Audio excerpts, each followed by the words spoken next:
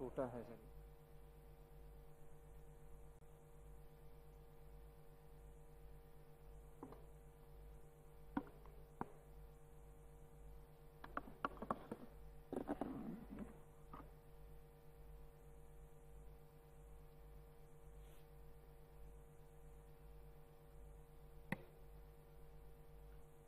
इस समारोह में प्रमुख रूप से उपस्थित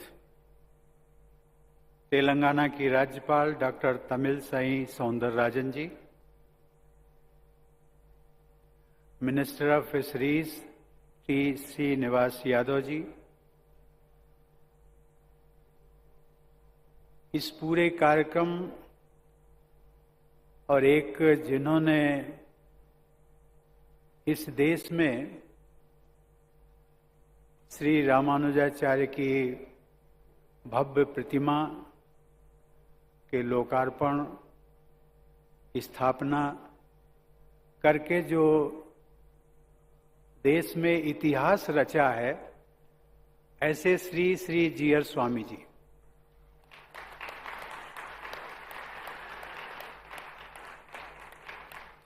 मुख्य ट्रस्टी डॉक्टर रामेश्वर राव जी, इस आयोजन से जुड़े मंचासीन अन्य पदाधिकारीगण, उपस्थित संत समाज, देवी और सज्जनों, जय श्रीमन नारायण। श्रीमते नारायण नमः, श्रीमते रामानुजाय नमः।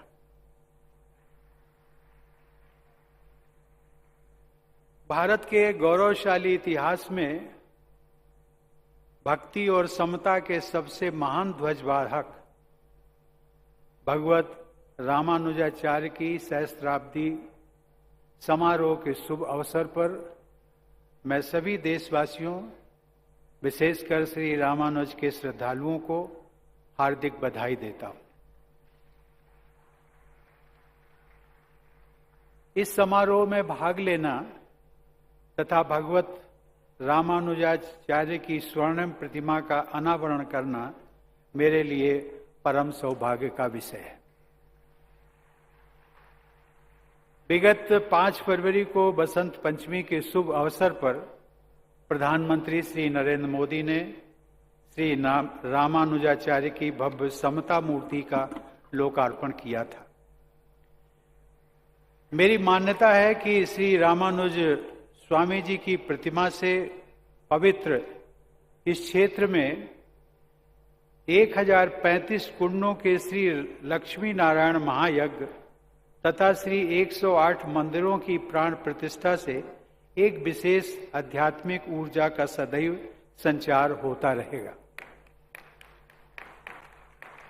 यह एक दैवी संयोग है कि इस क्षेत्र का नाम भी श्री रामनगर है। ये कहा जा सकता है कि ये स्थल भक्ति भूमि है, समता भूमि है, विशिष्टा द्वैत दर्शन की भूमि है तथा ये भारत की संस्कार भूमि है। इस क्षेत्र के स्थापित भारत के नवीनतम राज्य तेलंगाना में श्रेष्ठतम सांस्कृतिक उपलब्धियां देखी जा सकती। गोदावरी नदी के आशीर्वाद से सिंचित तेलंगाना की प्रत्येक यात्रा मेरे लिए विशेष महत्व रखती है। लेकिन आज की इस यात्रा के दौरान मुझे देश की आध्यात्मिक व सामाजिक परंपरा के एक महान अध्याय से जुड़ने का सौभाग्य प्राप्त हुआ है। भूयश्च शरदः शतात् अर्थात 100 वर्ष से भी अधिक आयु तक सक्रिय रहने का शुभ संकल्प श्री रामानुज के जीवन में सार्थक हुआ था। 100 वर्षों से भी अधिक अपनी लंबी जीवन यात्रा के दौरान स्वामी जी ने भारत के आध्यात्मिक और सामाजिक स्वरूप को वैभव प्रदान किया। लोगों में भक्ति और समानता का संदेश प्रसारित करने के लिए श्री रामानुजाचार्य ने स्वयं श्रीरंगम, कांचीपुरम, तिरुपति, सिंहाचलम, आंध्र प्रदेश के अन्य क्षेत्रों, जगन्नाथपुरी, बद्रीनाथ, नैमिषारण, द्वारका, प्रयाग, मथुरा अयोध्या, गया, पुष्कर और नेपाल में मुक्तिनाथ तक की यात्रा की।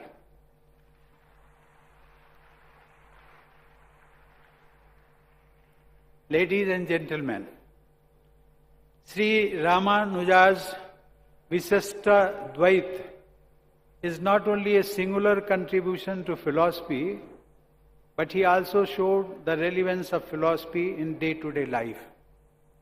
What is called philosophy in the West has been reduced to a subject of only scholarly study. But what we call darshan is not a matter of dry analysis. It is a way of looking at the world and also a way of life. That has always remained true in India, thanks to philosopher saints like Sri Ramanujacharya. देवी और सज्जनों, श्री रामानुजाचार्य ने दक्षिण की समृद्ध भक्ति परंपरा को, विशेषकर आलवार संत कवियों की परंपरा को बौद्धिक आधार प्रदान किया। जैसा कि सर्वविदित है, अधिकांश आलवार संत पिछड़ी जातियों में जन्मे थे। श्री रामानुजाचार्य ने तथाकथित अछूत जाति के तिरुप्पन आलवार जैसे संतों की रचनाओं को वैष्णवों के वेद के रूप में सम्मानित किया। तथाकथित पिछड़ी जातियों के लोगों के लिए वैष्णव धर्म के द्वार खोलने का कार्य श्री रामानुजाचार्य ने ही किया। उन्होंने समझाया कि भक्ति सभी जाति भेदों से ऊपर है और ईश्वर की आराधना का सबको समान अधिकार होता है। उन्होंने तो यहां तक कहा था कि ईश्वर की भक्ति के लिए किसी पुरोहित वर्ग की जरूरत भी नहीं होती। श्री रामानुज स्वामी ने तत्कालीन समाज व्यवस्था में समता का संचार किया। उन्होंने वेदांत की बौद्धिकता में भक्ति के रस का मिश्रण किया। उन्होंने बुद्धि को हृदय से जोड़ा तथा अमूर्त को मूर्त से जोड़ा। उन्होंने सब कुछ छोड़कर ईश्वर की शरण में जाने की भावना को उत्पन्न करने की शिक्षा दी और इस भक्ति भाव को प्रपत्ति का नाम दिया। उन्होंने भक्ति द्वारा मुक्ति का मार्ग दिखाया। Ladies and gentlemen, saint poets and philosophers like Sri Ramanujacharya have created and nurtured India's cultural identity, cultural continuity and cultural unity. They have built the concept of a nation based on cultural values. This culture-based concept of nation is different from how it is defined in the Western thought. References to the Bhakti tradition that united India in a single thread centuries ago are found in the Puranas. This tradition can be seen in the form of the Bhakti sects inspired by Sri Ramanujacharya, which had spread from Sri Rangam and Kanchipuram in Tamil Nadu to Varanasi in Uttar Pradesh. Thus, the emotional unity of Indians is centuries old.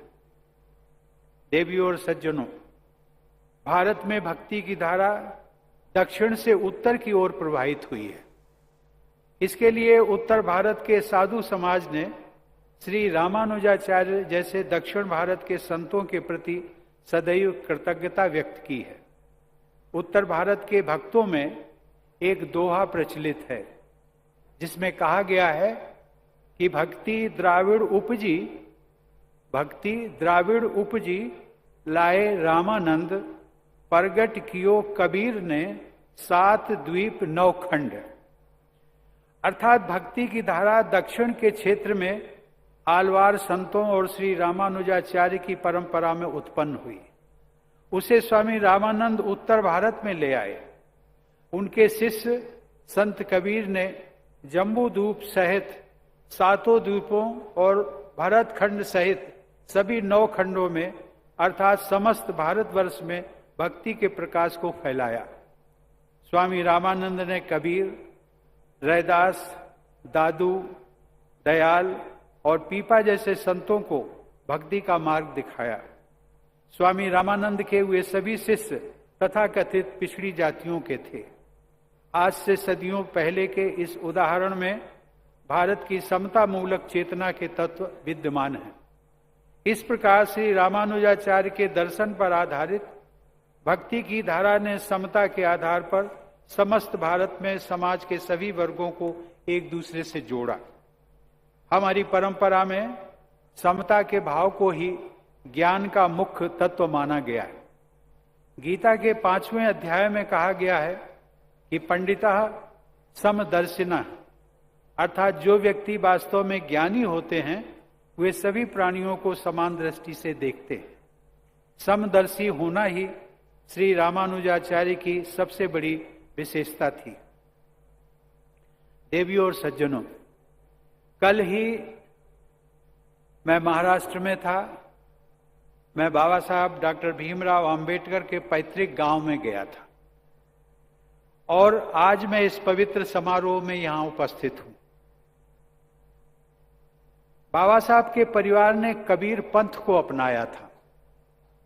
Maharashtra के रत्नागिरी जिले में बाबा साहब का वो छोटा सा गांव आम्बडवे और तेलंगाना की राजधानी हैदराबाद में स्थित यह स्थल श्री रामनगर श्री रामानुजाचार्य और संत कबीर की परंपराओं से जुड़े हुए हैं।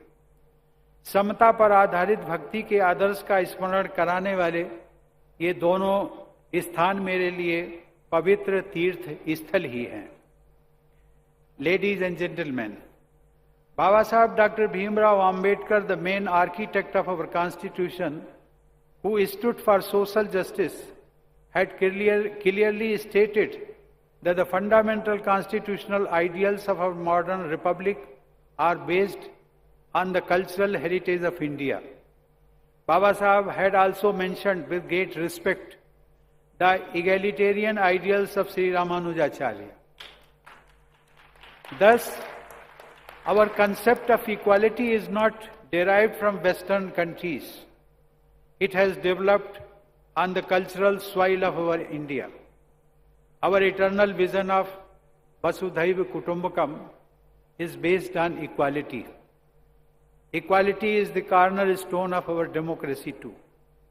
Equality before law, prohibition of all forms of discrimination, equality of opportunity, abolition of untouchability, all these fundamental rights have been enshrined in our Constitution. To achieve the constitutional objective of establishing an equitable society, many programs of public welfare are run by governments. देवियों और सज्जनों, समस्त प्राणियों के कल्याण हेतु कार्य करना भी हमारे देश का प्रमुख जीवन मूल्य रहा है। सबके हित का यही आदर्श श्री रामानुजाचार्य के विशिष्टाद्वैत पर आधारित भक्ति मार्ग में भी दिखाई देता है। इस करुणा युक्त भक्ति का प्रवाह देश के विभिन्न क्षेत्रों में पहुंचा। गुजरात में नरसिंह भगत ने इसी परंपरा के अनुसार भगवान विष्णु का वास्तविक भक्त उसे माना जो दूसरों के कष्ट को समझे तथा उनका दुख दूर करने में लगा रहे। राष्ट्रपिता महात्मा गांधी ने भी नरसिंह मेहता द्वारा दी गई वैष्णव भक्त की इसी परिभाषा को अपनाया। आधुनिक युग में सनातन भारतीय जीवन मूल्यों की स्थापना करने वाले गांधी जी पर भी श्री रामानुजाचार्य का प्रभाव दिखाई देता है। गांधी जी ने सन 1923 में अपने कारावास के दौरान रामानुज चरित नामक पुस्तक का अध्ययन किया था।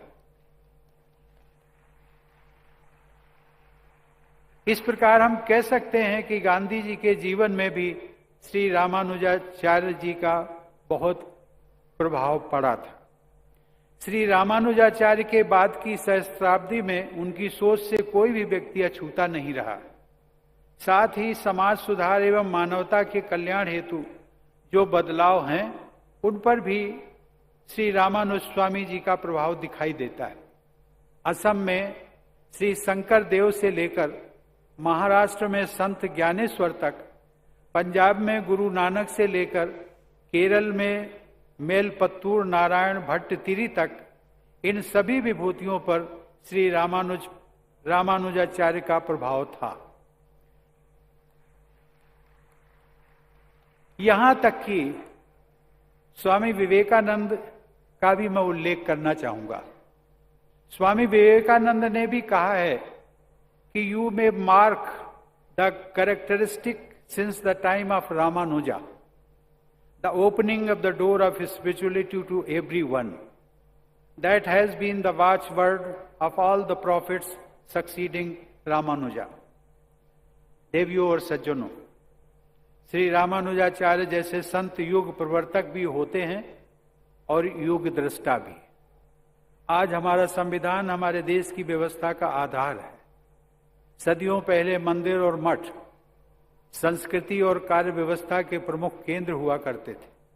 उस परिवेश में समानता की स्थापना करने के लिए श्री रामानुजाचार्य ने समाज के पिछड़े वर्गों को मंदिरों और मठों की व्यवस्था में सहभागी बनाया।